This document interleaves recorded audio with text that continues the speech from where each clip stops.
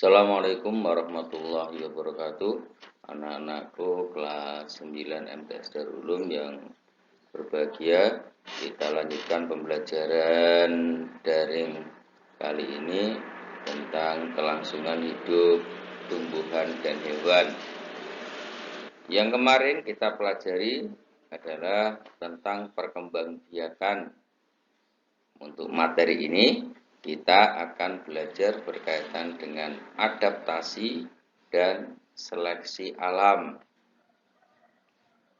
Sebelumnya pembelajaran ini kita mulai, mari kita membaca basmalah sama-sama.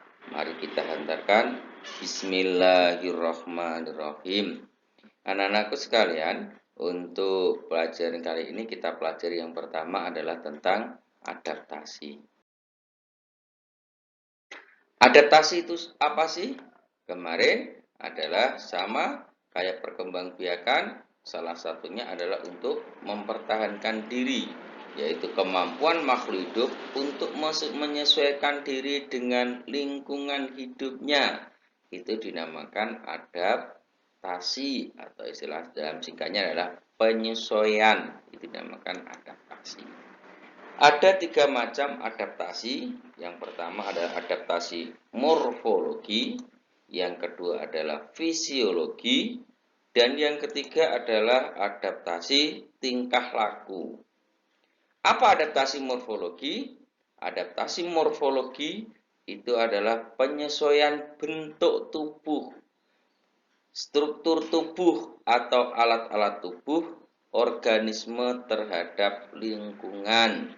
Jadi dalam bentuk organ tubuh untuk mempertahankan diri, namanya morfologi. Yang kedua adalah fisiologi adalah fungsi, yaitu cara penyesuaian diri, fungsi alat tubuh. Jadi yang membedakan tadi kalau morfologi adalah strukturnya, kalau ini adalah fungsi alat tubuh atau kerja alat-alat tubuh terhadap lingkungan.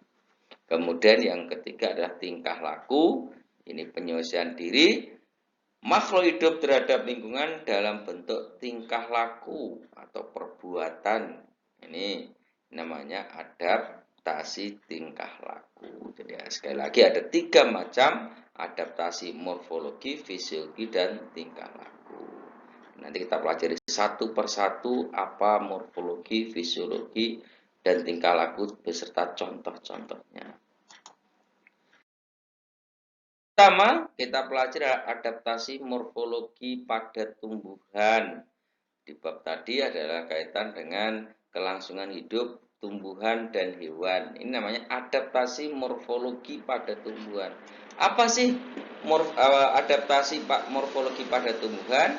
Yang pertama adalah tumbuhan yang berada pada daerah lahan kering atau dinamakan xerofit. Lahan kering, ini lahan di gurun. Di gurun pasir. Yang ini cirinya, ini bentuk adaptasinya, morfologinya, ini adalah daunnya tebal, memiliki daun tebal, sempit, kemudian kadang berubah bentuk menjadi duri, bersijik. Ada bahkan yang tidak mempunyai daun karena dia beradaptasi terhadap kondisi yang kering. Jadi bentuk dari daun itulah dinamakan morfologi. Kemudian seluruh permukaan tubuh, bagian tubuh tertutupi lapisan kutikula atau lapisan lilin untuk mengurangi penguapan. Kemudian akarnya panjang sehingga jangkauannya luas untuk bisa mengambil air. Kemudian batangnya, jadi bentuk batangnya adalah tebal, jaringan spon atau bunga karang untuk menyimpan air. Ini adalah bentuk-bentuk adaptasi morfologi pada tumbuhan. Contohnya adalah tanaman kaktus. Pernah dengar tanaman kaktus? Ini adalah gambar contoh tanaman kaktus. Kalian bisa lihat biasanya adalah untuk hiasan pada halaman rumah kita. Ini hidupnya adalah di padang pasir. Tapi sekarang kita bisa melihat di rumah-rumah kita, ini bisa melihat tanaman kaktus. Ini adalah bentuk daunnya, kemudian bentuk batangnya. Di xerofit adalah adaptasi pada daerah yang kering.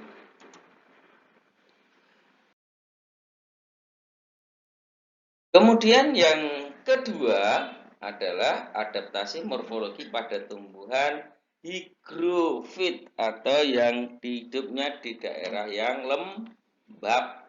Itu namanya higrofit. Itu daerah lembab. Bentuk adaptasinya, dia mempunyai daun yang tipis dan lebar. Nah, tipis dan lebar untuk bisa air mudah menguap. Nah, kemudian permukaan daun banyak mulut daun atau kutikula stomatanya. Ini sehingga mempercepat proses penguapan. Kemudian yang contohnya adalah tumbuhan keladi. Keladi bahasa Jawanya adalah jenis lompong-lompongan, gitu ya. Jadi adik-adik bisa lihat keladi ini. Ini jenis lompong-lompongan yang kalian lihat ini namanya tanaman keladi. Ini contoh biasanya untuk tanaman hias yang biasa kita makan, misalkan lompong atau istilahnya talas. Ini contoh tanaman jenis keladi yang adaptasinya dinamakan adaptasi morfologi. Ini bentuk daunnya lebar adalah.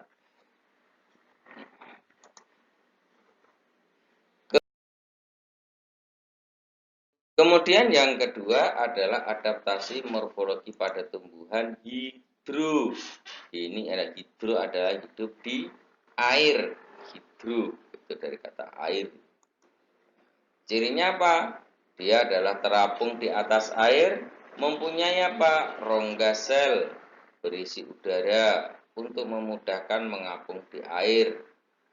Ini tangkainya menggembung dan berisi udara. Contohnya adalah eceng gondok atau kiambang. Ini namanya eceng gondok. Ini banyak di rawa. Kemudian kalau yang kiambang ini biasanya untuk kolam. Nah, di sawah banyak.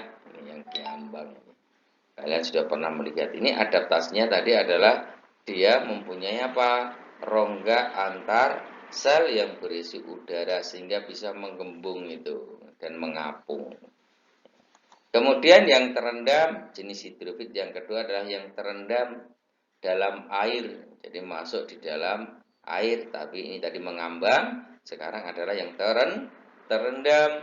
Ini dinding selnya kuat, mempunyai dinding sel yang kuat dan tebal untuk mengurangi osmosis ke dalam sel. Ini namanya. Contohnya adalah hidrilla.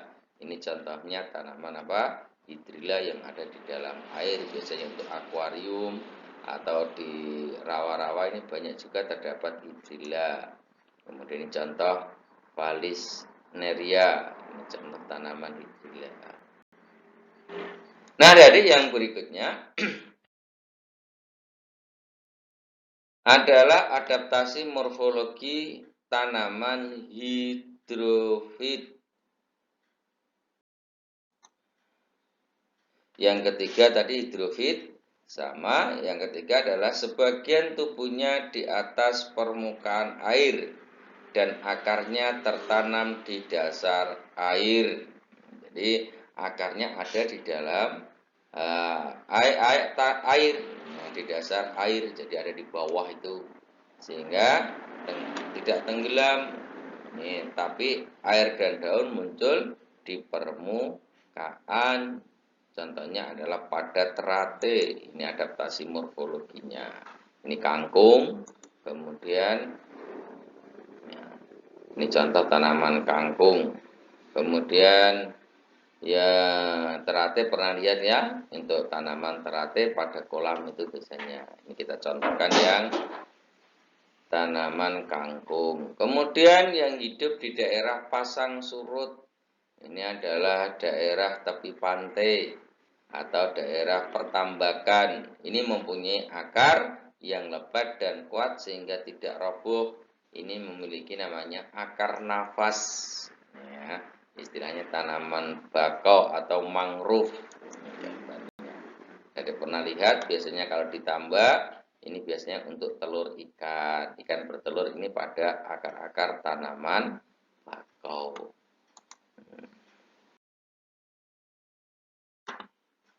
Kemudian yang berikutnya untuk adaptasi morfologi, tadi ada adaptasi morfologi pada tumbuhan, sekarang adalah adaptasi morfologi pada hewan. Yang pertama adalah bentuk paruh. Bentuk paruh, ini bentuk dari paruh atau kaki burung. Ini disesuaikan dengan apa? Jenis makanan dan cara memperoleh makanan. Ini bentuk paruh namanya adaptasi apa? Morfologi. Bentuk paruh, bentuk kaki. Ini contoh yang pertama. Ini adalah bebek. Yang pernah lihat bebek ya? Ini bebek, burung pipit, ya, pemakan biji. Kemudian burung elang, pemakan daging. Burung pelatuk, yang melubangi pohon. Ini contoh gambar yang berkaitan dengan bentuk paruh berbagai macam burung dan jenis makanannya. Ini yang umumnya makan segalanya ini untuk menangkap serangga, pemakan biji. Bentuknya demikian ini. Bentuk-bentuk ini kalian pahami. Kalau untuk mengisap madu perhatikan ya, bentuk paruhnya agak panjang. Kalau pemakan buah, kemudian pemakan biji konifer, biji tanaman pinus, ini ya. Kemudian ada pemakan serangga. Ini memiliki bentuk mulut yang berbeda-beda. Itu salah satu contoh bentuk adaptasi morfologi pada hewan. Ini burung pemahat, burung berkantung. Kemudian yang berikutnya, contoh yang berikutnya adalah bentuk mulut serangga. Tadi bentuk paruh ini mulut serangga. Ini juga disesuaikan dengan apa? Makanannya. Ini ada belalang, ada lebah. Kalau belalang makanannya apa? Daun, lebah madu, kupu-kupu, sama kemudian nyamuk, ya, darah. Perhatikan bentuk-bentuk tipe mulut. Ya, ada menggigit, ya, bentuk mulutnya perhatikan ini jenisnya adalah pada belalang. Kemudian lebah adalah penghisap, maka dia agak panjang untuk menghisap. Kemudian ada menghisap lagi pada ini menghisap, menjilat. Kemudian kalau kupu-kupu ini menghisap seperti teralik gajah yang panjang untuk menghisap apa? Madu. Kemudian nyamuk ini adalah tipe menusuk dan menghisap. Ini adalah bentuk mulut dari serangga. Yang berikutnya adalah fisiologi pada hewan dan manusia. Ini adaptasi fisiologi. Tadi adalah fungsi alat-alat tubuh. Yang pertama ini adalah untuk hewan ruminansia atau hewan yang makannya rumput-rumputan. Ini adalah namanya ruminansia ya. Bentuk adaptasinya di sini adalah di dalam sarungnya pencernaannya menghasilkan enzim. Ini menghasilkan terdapat enzim, dihasilkan enzim namanya selulosa. Ini biasanya kalau fisiologi adalah kaitan dengan enzim yang dihasilkan organ. Ini fungsinya apa? Untuk makanan bisa lebih mudah dicerna, sehingga rumput itu bisa dicerna. Ini contohnya pada sapi, kambing, kerbau. Ini adalah memiliki enzim namanya selulosa. Di bentuknya biasanya memamah biak. Di pencernaannya 2 kali dikembalikan lagi. Ini gambar contoh sapi. Ini yang menghasilkan enzim di saluran pencernaannya di lambungnya menghasilkan enzim namanya selulosa. Yang kedua adalah pada Pteridonavalis. Pteridonavalis ini adalah rayap atau istilahnya yang hidupnya di dalam kapal, biasanya Teredo navalis atau jenis-jenis kayu kering. Ini. Bentuk adaptasinya sama, ini memiliki pada Teredo ini ada enzim selulose. Selulose itu adalah untuk membantu mengurekan selulosa yang ada pada kayu sehingga dicerna. Ini biasanya merugikan kita. Ini kayu kita bisa rusak gara-gara hewan namanya Teredo navalis ini. Bentuk hewannya bisa kalian perhatikan ini. Ini biasanya ada di kayu yang telah biasanya keropos di dalamnya. Ini dimakan oleh namanya Teredo jenisnya.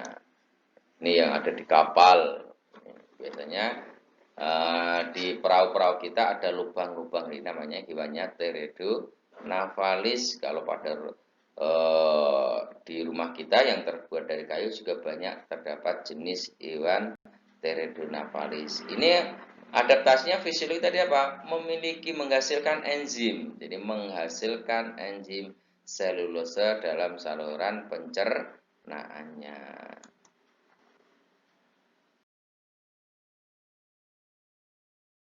Kemudian yang berikutnya adaptasi fisiologi pada ikan tawar dan laut.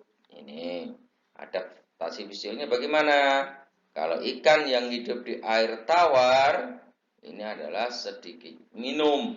Jadi air tawar dia minumnya sedikit dan banyak mengeluarkan urin.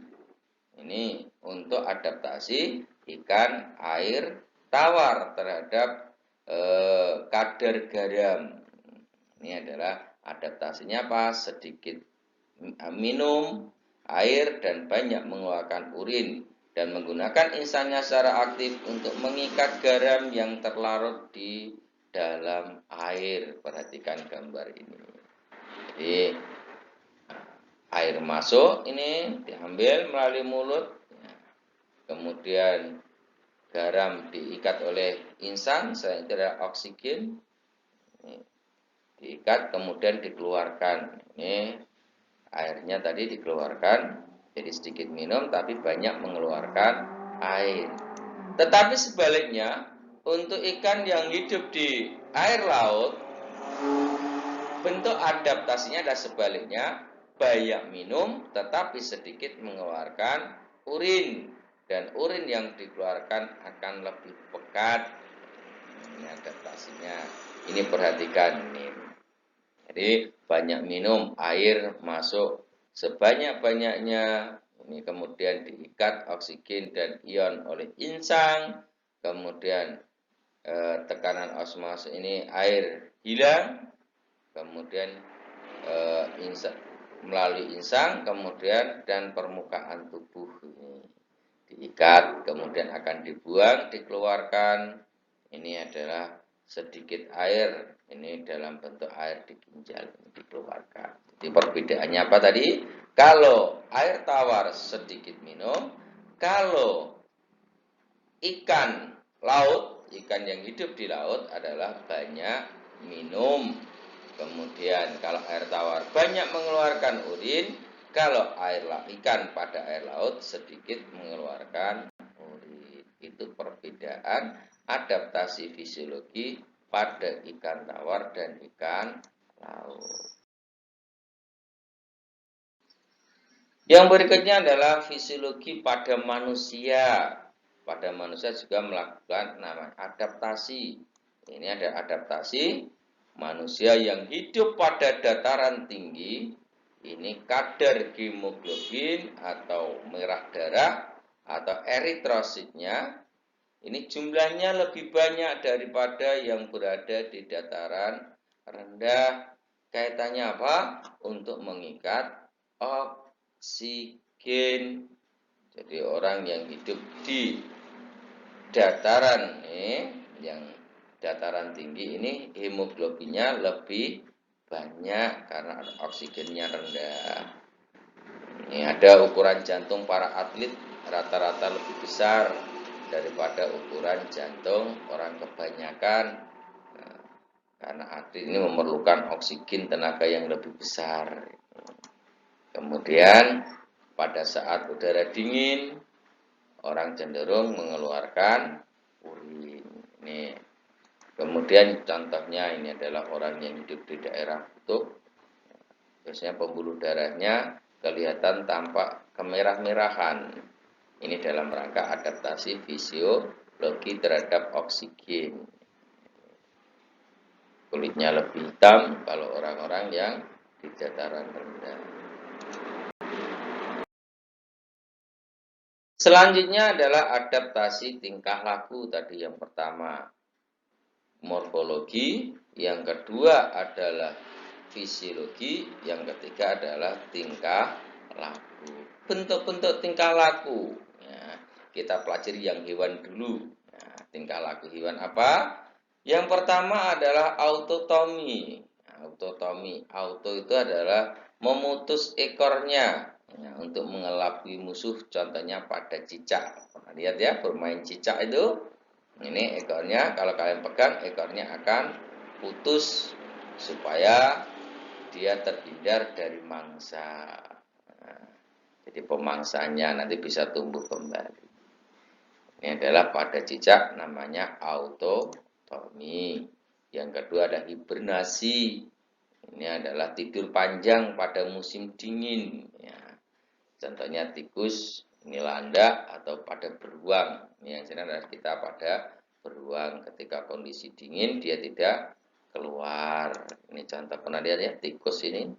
Nah, biasanya membuat lubang di dalam tanah.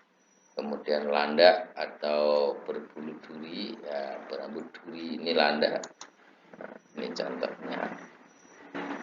Kemudian adalah estivasi, yaitu ya kayak hibernasi, ini adalah tidur panjang ya.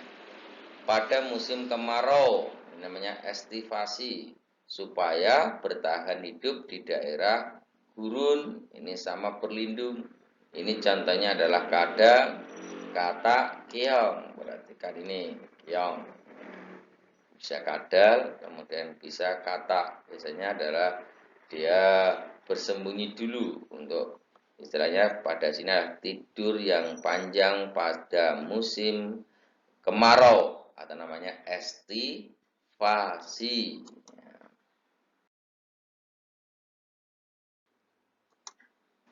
Yang berikutnya adalah yang keempat adalah mimikri. Tadi tingkah laku hewan, ya. Dan yang berikutnya adalah mimikri. Itu adalah dengan mengubah warna kulitnya sesuai dengan warna lingkungan.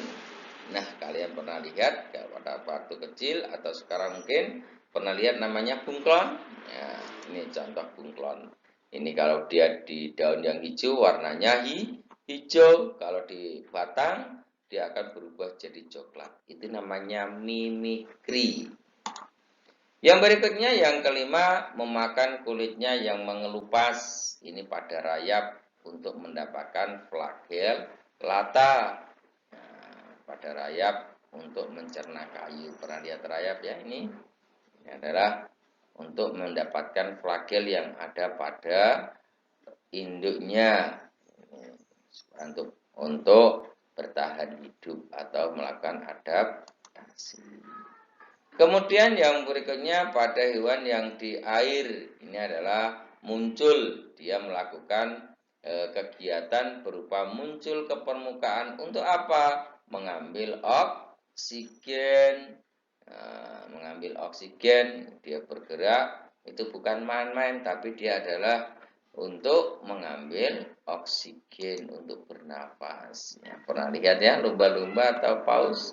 Ini dia melompat ke permukaan. Ini adalah fungsinya untuk apa? Mengambil nafas, mengambil oksigen.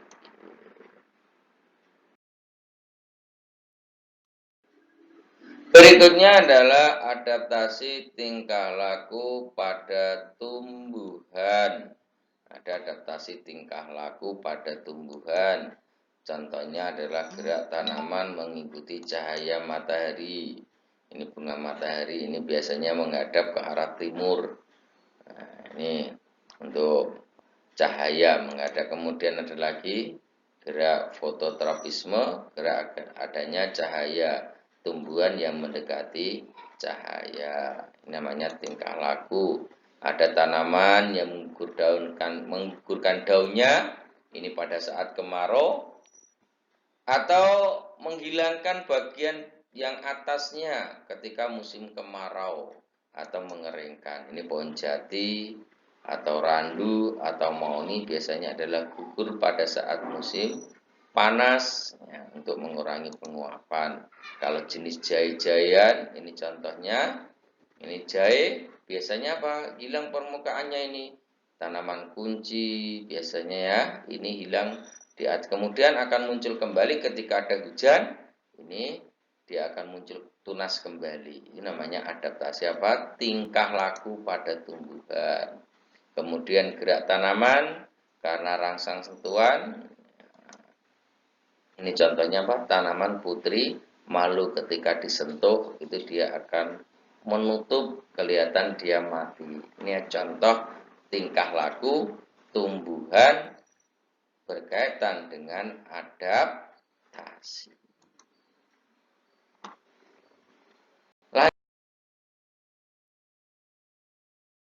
Kelangsungan hidup pada tumbuhan. Yang kedua, tadi yang pertama adalah adaptasi, yang kedua adalah seleksi alam.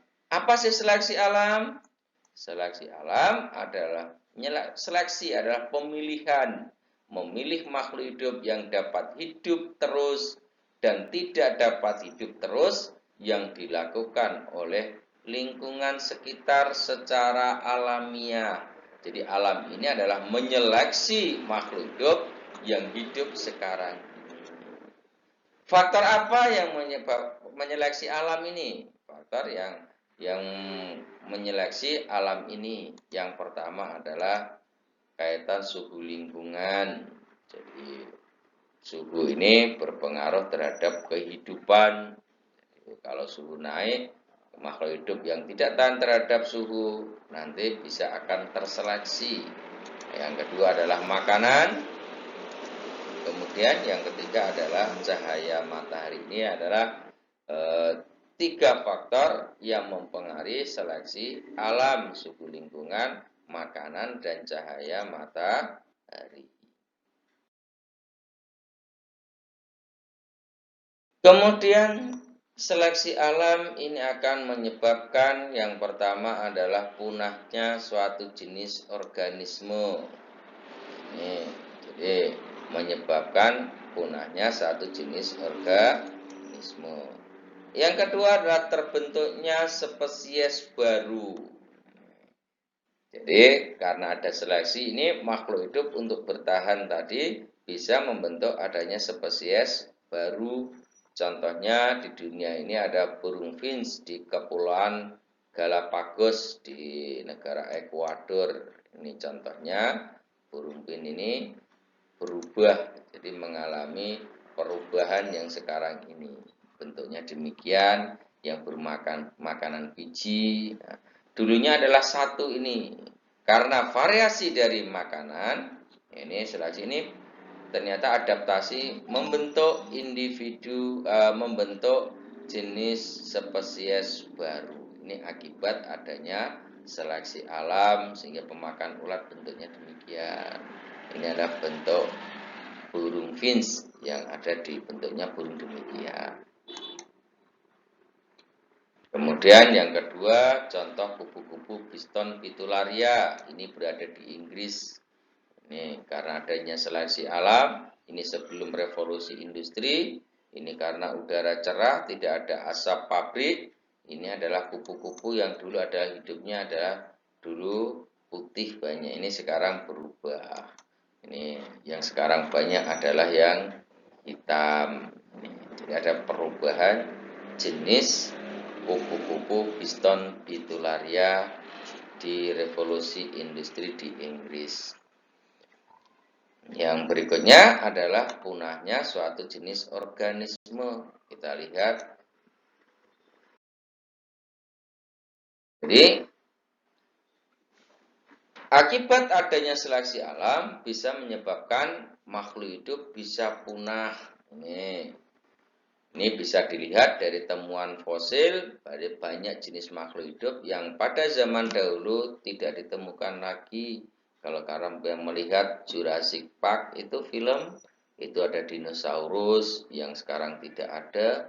Itu dulu fosilnya ada, bukan hanya sekedar khayalan. Itu adalah contoh dari makhluk hidup yang sekarang ini tidak ada. Ini karena akibat dari seleksi alam. Apa sih yang menyebabkan makhluk hidup itu bisa punah? Ini selain itu adalah tadi kerusakan habitat oleh alam manusia. Ini akibat mungkin bencana alam atau akibat rusaknya manusia penambangan. Ini bisa juga menaksir kepunahan atau rusaknya habitat tempat hidup dari makhluk hidup. Kemudian daya regenerasi atau reproduksinya rendah. Contohnya gajah itu semakin hari semakin punah karena apa? Regenerasinya sangat rendah. Beda dengan ayam, regenerasinya adalah lebih cepat, lebih tinggi. Kemudian yang berikutnya ketahanan terhadap penyakit. Jadi yang tahan terhadap penyakit dia akan tetap hidup. Kemudian yang berikutnya yang terakhir adalah kompetisi atau persaingan antara mangsa dan dimangsa, ada predator, ada predasi. Ini adalah menyebabkan kepunahan makhluk hidup selain tadi adalah seleksi alam tadi.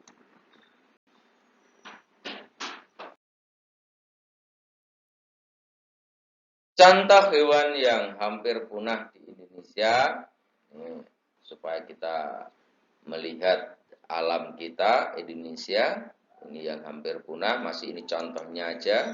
Contohnya adalah badak Jawa. Ini kalian sudah melihatnya di kebun binatang. Kalau di hutan belantara, nama ini adalah sulit di ujung kulon. Ini tempat untuk mengembangbiakkan itu, melestarikannya. Kemudian orang hutan, ini contoh-contoh hewan yang mulai langka. Kemudian komodo, ini perlu dilestarikan. Jadi harimau Sumatera. Kemudian untuk tumbuhan, anggrek bulan atau ambon, pernah lihat ini contohnya. Kemudian bunga bangkai atau Rafflesia arnoldii, ini daerah Kalimantan. Kemudian kayu ulin ya di Kalimantan, ini sudah mulai langka. Kemudian ada kayu gaharu, ini bunganya demikian. Ini mulai dikembangkan lagi supaya tidak mengalami kepunahan. Jadi ini perlu dilestarikan untuk makhluk hidup atau hewan dan tumbuhan yang langka di Indonesia. Ini perlu kita melestarikannya.